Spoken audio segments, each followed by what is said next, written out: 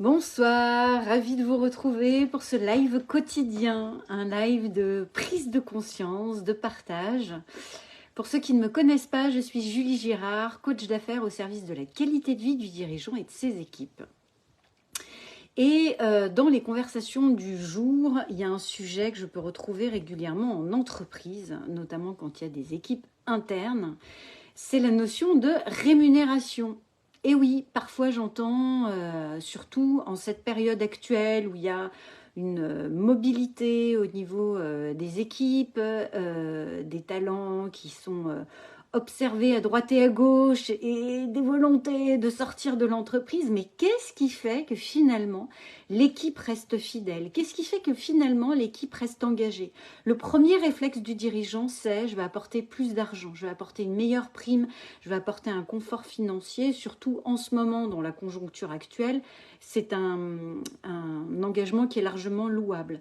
Néanmoins, quand je questionne sincèrement les collaborateurs sur qu'est-ce qui fait que toi tu as envie de rester ou qu'est-ce qui fait que finalement tu es parti et tu es parti peut-être dans une plus petite structure ou inversement dans un plus grand groupe, c'est pas forcément la question de l'argent qui ressort. Et d'ailleurs, ce sont des stats qui sont publiées aussi là-dessus.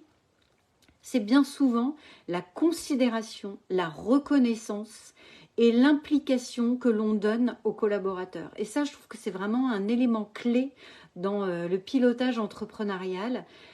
Et c'est là où justement la notion de vision, la notion de rituel annuel, trimestriel, pour écouter les équipes, pour donner du sens aussi aux entretiens individuels. Est-ce que c'est juste un entretien? Encore aujourd'hui, j'entends même des collaborateurs qui me disent « Je suis stressée, je suis en entretien !» Mais non, mais c'est pas un entretien d'embauche. Ouais, mais je suis stressée, je vais avoir l'entretien. Ok, en fait, si c'était juste des rituels de croissance, et pour le collaborateur et pour l'entreprise, et le dirigeant aussi, parce que là, il récupère de l'information. Ça, je trouve que ça change complètement la donne et ça change complètement aussi l'ambiance de l'entreprise. Et aujourd'hui, de mon point de vue, mais ça n'engage que moi, les entreprises qui arriveront à traverser la météo qui nous attend et qui a déjà bien démarré depuis quelques mois, c'est justement des entreprises qui vont prendre le temps d'écouter, de se synchroniser avec les collaborateurs, de concilier la vie d'entreprise avec les projets personnels et d'être vraiment dans cette écoute fine, empathique, attentive à comment l'entreprise contribue au projet de vie du collaborateur, mais pas juste au projet du dirigeant ou de l'entreprise. Et ça, c'est des sujets qui sont récurrents et que du coup, j'avais vraiment envie de partager avec vous ce soir.